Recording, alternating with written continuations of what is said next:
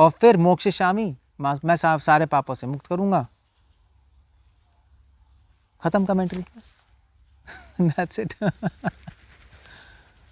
But अब पहले तो क्वेश्चन है कि मध्वाचार्य ने छोटी कमेंट्री क्यों लिखी है। तो उसका आंसर जहां तक मुझे लगता है, जैसे मध्वाचार्य जी का कॉन्डक्ट था, मध्वाचार्य जी के पास जब कोई मायावादी आते थे तो वो उनसे डिस्कस नहीं करते थे, वो तो सिद्धांत डिस्कस करने आते थे। मध्वाचार्य कहते थे कोई लड्डू दो और भगाओ, और बोलते थे ठीक है तुम लड्डू लो और वहाँ पे पत्थर पड़ा है उसको उठा दो, अगर तो उठा दोगे तो बात कर लूँगा, वरना नहीं करूँगा।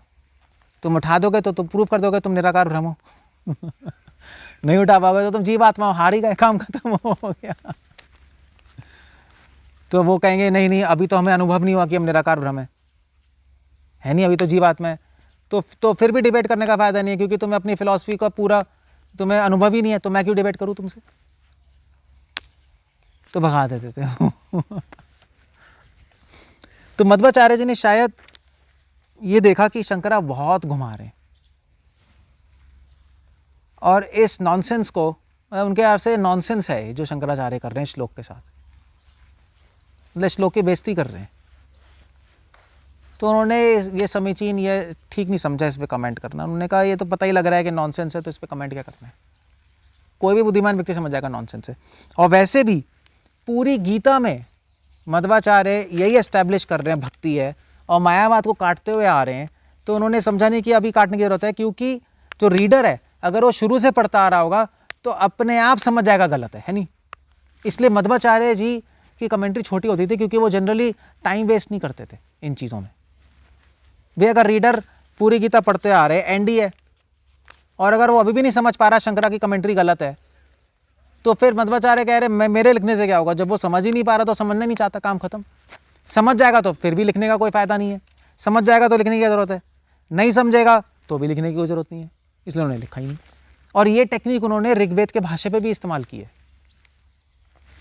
ऋग्वेद का उन्होंने भाष्य लिखा है। ऋग्वेद तो बहुत बड़ा है, खैर 1100 सूत्र हैं, 1100 सूत्र, सूक्त। उसमें से उन्होंने पहले 11 सूक्त पे कमेंट्री की है, बस केवल 11। आप पूछोगे क्यों? क्योंकि मध्वाचार्य लिख रहे हैं 11 सूक्त पढ़ के एक जो रीडर है ऋग्वेद का, वो अपने आप से समझ जाएगा कि आगे के सूक्तों की कमेंट्री कैसे करनी है। और अगर वो 11 सूक्त पढ़ के नहीं समझेगा तो मूर्ख है, फिर तो उसके लिए फायदा नहीं लिखने का। इसलिए मैं लिख ही नहीं रहा, उनका स्टाइल ऐसे ही है। तो इसलिए शायद उन्होंने इस पर नहीं लिखा। अगर यही श्लोक मान लीजिए पहले अध्याय में आया होता तो शायद लंबी कमेंट्री होती। तो अब ये कहने के बाद फिर भी इस श्लोक पे मध्वाचार्य संप्रदाय में कई आचार्यों ने उसको एक्सप्लेन करने की कोशिश की है। मध्वाचार्य जी की कमेंट्री को थोड़ा एक्सप्लेन किया है और दृष्टिकोण डाला है। मध्वाचार्य जी के और किताबों से, मध्वाचार्य ने अपनी और किताबों में सर्वधर्म परित्यज्य श्लोक पे दृष्टिकोण डाला है कोट करके, तो वहाँ से लेके तो और आचार्यों ने इस पे और दृष्टिकोण डाला है, दृष्टिपात करा है, प्रकाश डाला है। तो राघवेंद्र स्वामी ने एक टीका लिखे अर्थ संग्रह। राघवेंद्र स्वामी मध्वा संप्रदाय की में आते हैं, और जनरली वो मध्वा की टीका को बहुत सिंपल बना देते हैं, अर्थ संग्रह। और उसमें वो लिख रहे हैं, उसमें वो 2-3 पॉइंट्स लिख रहे हैं, और इनफैक्ट और भी 2-3 आचार्य हैं, विजयध्वज, तीर्थ और भी आचार्य हैं जिन्होंने इस पे प्रकाश डाला है।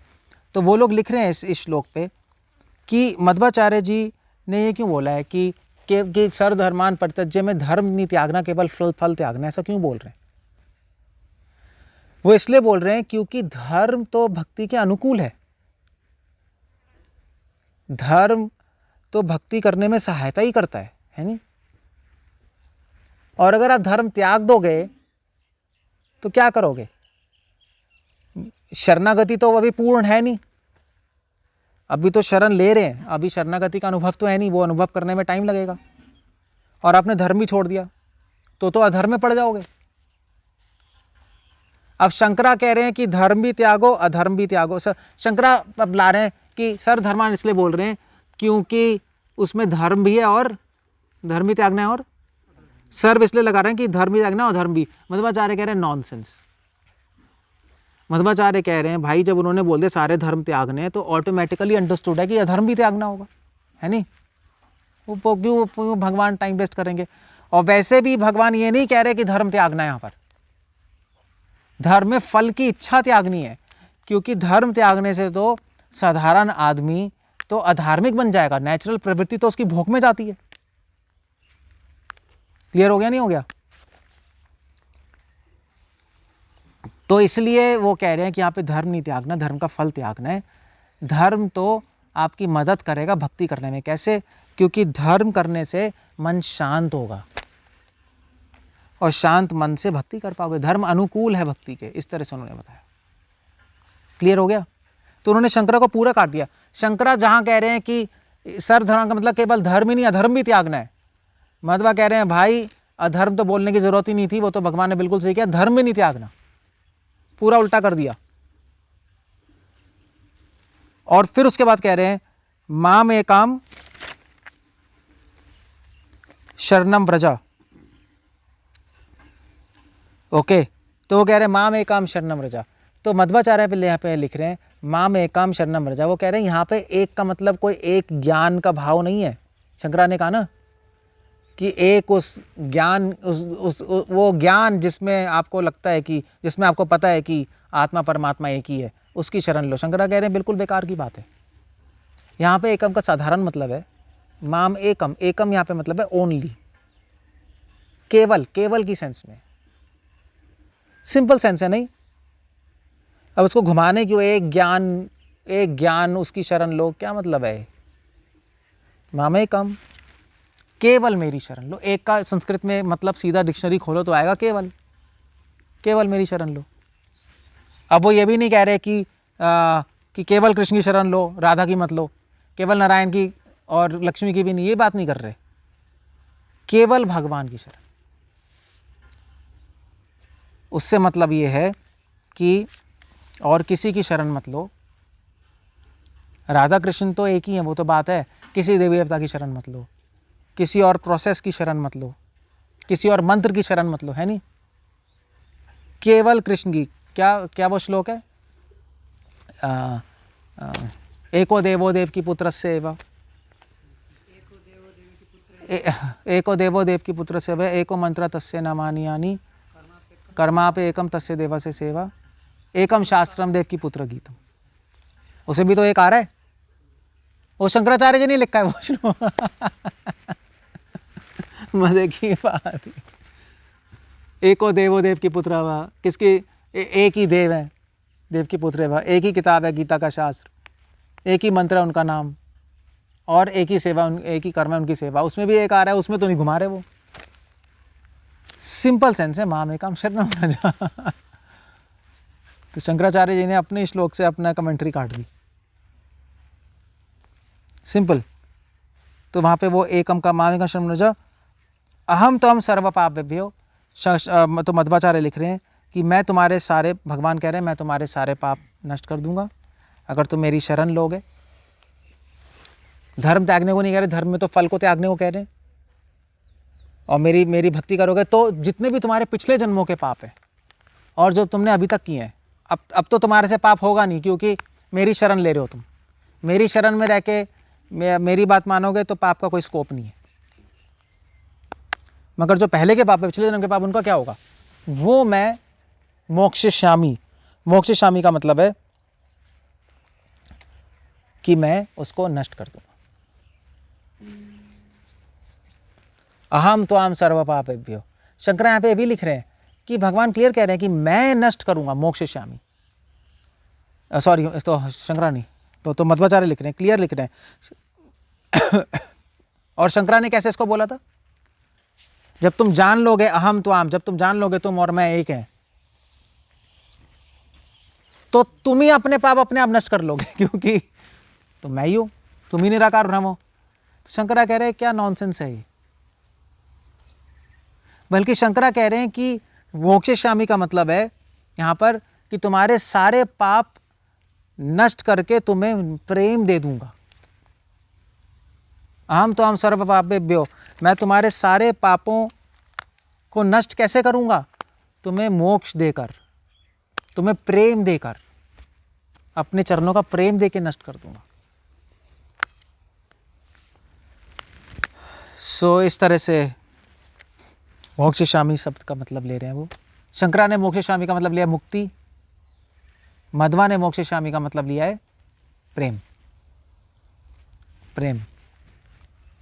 शंकरा ने मोक्षशामी का मतलब क्या, लीन हो जाना। मध्वा ने लिया प्रेम। मैं तुम्हारे सारे पापों से मुक्ति, तुम्हारे सारे पापों को नष्ट करके तुम्हें प्रेम दूंगा। मोक्षशामी, समझ रहे हो? अहम तो आम मोक्षशामी। तो मोक्षशामी अलग से भी ले सकते हो, पापे भी मोक्षशामी उसके साथ भी ले सकते हो, समझे? दोनों ले सकते हो। मैं सारे पापों से मुक्त कर दूंगा। अब मुक्त करके क्या दूंगा? तुम्हें मुक्त करके मोक्ष दूंगा, प्रेम दूंगा। तो मध्वा कह रहे हैं एक्चुअली भगवान ने एक तीर से दो निशाने मारे हैं इस स्टेटमेंट में। जहां शंकरा कह रहे हैं कि भगवान ने इस स्टेटमेंट में एक्चुअली कुछ बोला ही नहीं। शंकरा कह रहे हैं अपने आप नष्ट हो जाएंगे, है नहीं? मोक्षशामी का शंकरा मतलब नहीं ले रहे हैं यहाँ पर सही से। मोक्षशामी कह रहे हैं अपने आप मुक्त हो जाएंगे पाप। अपने आप कैसे हो जाएंगे भाई, है नहीं? मगर मध्वा कह रहे हैं मोक्षशामी से दो मतलब बोल रहे हैं, सारे पापों से मुक्ति कर दूंगा और सारे पापों से मोक्ष करके क्या दूंगा? मोक्ष दे दूंगा। अहम तो आप मोक्षशामी, मोक्ष दे दूंगा। क्या दूंगा? प्रेम दे दूंगा। डबल बेनिफिट बता रहे हैं। पापों से भी मुक्ति हो गई, प्रेम भी मिल गया, और वो भगवान दे रहे हैं। यहाँ पे शंकरा लिख रहे हैं कि अहम मोक्षशामी, मैं करूँगा। कहने का मतलब है मैं ये सब करूँगा तुम्हारे लिए। तो यहाँ पे भगवान की कृपा झलक रही है। मध्वा ये पॉइंट ला रहे हैं। जहाँ शंकरा ने कृपा को पूरा ही हटा दिया, कृपा तो कॉन्सेप्ट ही नहीं है उनके उसमें, अपने आप हो जाएगा भाई, अपने आप कैसे हो जाएगा? उसके उल्टा मध्वा कह रहे हैं नहीं, भगवान अपनी कृपा बता रहे हैं। मैं केवल पाप नहीं काटूंगा, मैं तो तुम्हें प्रेम भी दे दूंगा अपने चरणों का। अब बताओ। तो मध्वा ने शंकरा की कमेंट्री को पूरी तरह खत्म कर दिया। खत्म भी नहीं किया मगर एडिशनली और भी चीजें बता दी, है नहीं? और भी चीजें बताई और एक सिंप्लीफाई कर दिया, ट्विस्ट नहीं किया चीजों को। तो ये मध्वाचार्य की कमेंट्री है। अब हम इसके अगले देखेंगे। एनीवे इनफैक्ट तो हाँ, तो जो राघवेंद्र स्वामी हैं अपने अर्थ संग्रह में एक और पॉइंट लिख रहे हैं कि राघवेंद्र स्वामी लिख रहे हैं कि भगवान ने शरणागति की बात क्यों की यहाँ पर। पिछले श्लोक में कर दी ना बात, मन मना मद भक्तो मध्याजी माम नमस्कुरु, कर दी। शरण कैसे ले? भगवान में मन लगाओ, मन मना, भव मद भक्तो, उनके भक्त बनो, मध्याजी, उनकी पूजा करो, माम नमस्कुरु, उनको नमस्कार करो। क्लियर है? तो यहाँ पे फिर वो क्या बोल रहे हैं? एक्चुअली राघवेंद्र स्वामी बहुत अच्छी इंसाइट दे रहे हैं। वो कह रहे हैं कि भगवान ये बता रहे हैं कि अगर आप पिछले श्लोक को बिना शरणागति करे पालन करोगे तो उसका रिजल्ट 0 आएगा। कि कुछ लोग भगवान में मन भी लगाते हैं, सहज्या लोग, सहज्या जो होते हैं वो भी देखोगे भगवान में मन लगा रहे हैं, पूजा कर रहे हैं। जो ऑर्डिनरी आदमी है, लोग मंदिर जाते नहीं जाते, वो भी भगवान में मन लगाते हैं, थोड़ा बहुत अपना पूजा पाठ करते हैं, नमस्कार करते हैं, उनके तो पाप खत्म नहीं होते, है नहीं? और भक्ति वही कर रहे हैं, उनके पाप खत्म होते हैं। क्यों? क्योंकि भक्त ये चारों चीजें, मन मना भव मद भक्तो मध्याजी माम नमस्कुरु, मन लगा रहे हैं, भक्त बन रहे हैं, पूजा कर रहे हैं, नमस्कार कर रहे हैं, कैसे करते हैं? शरणागति से करते हैं। शरणागति। अब शरणागति है क्या, वो मध्वाचार्य ने नहीं लिखा है। वो अब आगे के आचार्य और टीकाओं में एक्सप्लेन कर रहे हैं शरणागति है क्या। ऑफ कोर्स मध्वाचार्य ने अपने और कमेंट्रीज में शरणागति के बारे में लिखा है, ऐसी बात नहीं है, मगर वो उन्होंने एक्सप्लेन नहीं किया यहाँ पर। तो हम देखेंगे हमारे गौड़ीय वैष्णव आचार्यों ने उस शरणागति क्या है उसको पूरी तरह एक्सप्लेन कर दिया। एग्जैक्टली क्या हो रहा है, बिना शरणागति के करोगे सब तो कोई फ़ायदा नहीं है, नहीं? मगर होता क्या है, शरणागति क्या है, शरणागति कैसे ले, वो तो चलो वहाँ पे बता दिया, मगर है क्या ये नहीं बताया, है नहीं? ये चीज़ नहीं बताई। क्योंकि कुछ लोग बिना शरणागति के भी वो चारों चीज़ें कर लेंगे, देखने को मिलता ही है समाज में, मगर उनके पाप कुछ नहीं करते, उनको ना मोक्ष मिलता है ना प्रेम मिलता है। तो आप कहोगे क्या हो रहा है? क्योंकि शरणागति वो पालन नहीं कर रहे। तो श्री संप्रदाय, रामानुजा, हमारे गौड़िया वैष्णव संप्रदाय अब शरणागति को एक्सप्लेन करेंगे कि वो चीज़ क्या है, कैसे भगवान की शरणागति ली जाती है। मतलब कैसे तो चलो उनमें मन लगा के ऐसे की जाती है, मगर एग्जैक्टली है क्या शरणागति, इस पे चर्चा आगे के वैष्णवाचार्य करेंगे, वो हम आगे देखेंगे। हरे कृष्ण। श्रील प्रभुपाद की जय।